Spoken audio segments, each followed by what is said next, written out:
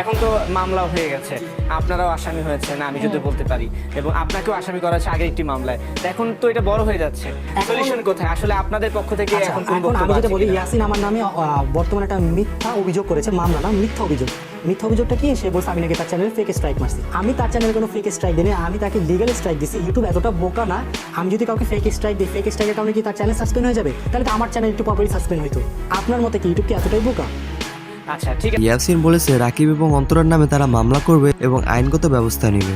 সর্বপ্রথম দেখা যায় রাকিব এবং অন্তরা ইন্টারভিউ দিচ্ছে সময় টিভি এন্টারটেইনমেন্ট চ্যানেলে। সেই ইন্টারভিউ রাকিব এবং অন্তরা বলে সেখানে তাদের কোনো দোষ নেই এবং তারা মানুষকে বলে তারা যেন গুজবে কান না দেন। তুমি আর কিছু বললো না, জাস্ট এভাবেই থাকো। তো আমরা আর অ্যাকশনে যাই নাই, ও যেগুলো বলছে ও ফেসবুক লাইভে, তো ওইভাবেই থাকলো। তো যখন ওই যে সেম কাজটা ওরা আবার শুরু করলো, আবার ওই মিরপুরে, তখন আমাদের উদ্দেশ্য ছিল যে একসাথে হয়ে ওদের ঠান্ডা মাথায় মিউচুয়াল করবো যে তুমি তোমাদের মতো থাকো, দরকার এমন কাদা ছোড়াছুড়ি করলে হয়তো তোমার দিনগুলো খারাপ যাবে, আমাদের দিনগুলো খারাপ যাবে, মানুষ তোমাকে খারাপ বলবে, আমাদেরও খারাপ বলবে। তো আমার কথা হচ্ছে আমার ওয়াইফকে নিয়ে সে এত বাজে বাজে কথা বলবে, আমি কি তাকে এভাবে ছেড়ে দিব? মানে আসলে তখন থেকেই আরো বেশি এটা হয়েছে, এবং এই জন্য আপনি তার চ্যানেলের বিরুদ্ধে একটা অ্যাকশন নিয়েছেন। আমি একটা অ্যাকশন নিয়েছি যাতে সে আইসা পরিবারের সাথে একটা মিউচুয়ালে আসে বা সরি বলে বা যেভাবে হোক, তাহলে আমি তার স্ট্রাইকগুলো ব্যাক নিয়ে নেবো। বাট সে এটা না করে সে আরো বাজে বাজে ভাষায় আমাদেরকে একদম ওপেনলি লাইভে এসে হুমকি দিছে আমার হাজবেন্ডকে। এটা তো লাইভ দেখছে, লাইভের পাশাপাশি আমাদের আত্মীয় স্বজনদেরও ফোন দিয়ে গালাগালি করতেছিল, যে জায়গায় মিউচুয়াল না করে আর গালাগালি আচ্ছা করতেছিল। ঠিক আছে, এখন আমাদের হয় কি আসলে যে বড় তার উপরে আসলে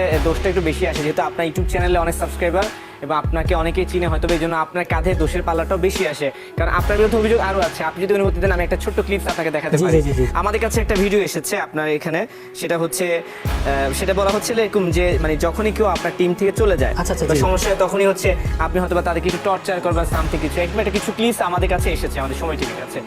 এখানে পুরো ভিডিওটা নেই, তবে এই ধরনের ভিডিওগুলো নিয়ে আসলে এখানে এটা হচ্ছে আরো 2 থেকে 3 বছর আগের একটা ক্লিপ। জি, এই ধরনের আপনি দেখবেন যারা আমার টিম ছেড়ে গেছে তাদেরকে আমি বের করেছি, দেখে তারা নিজের থেকে গেছে, আর তারা যাওয়ার পর তারা সোশ্যাল মিডিয়ায় কি করে আপনারা জাস্ট দেখবেন। আমি কিন্তু তারা আমার টিম থেকে যাওয়ার পর কিন্তু আমি তাদের ব্যাপারে তেমন কথা বলি না বা আমি চুপ থাকি, বাট তারা যাওয়ার পর 1 দিন পর 2 দিন পর সব জায়গায় যায়, যে আমার নাম নিয়ে উল্টাপাল্টা কাজ করে।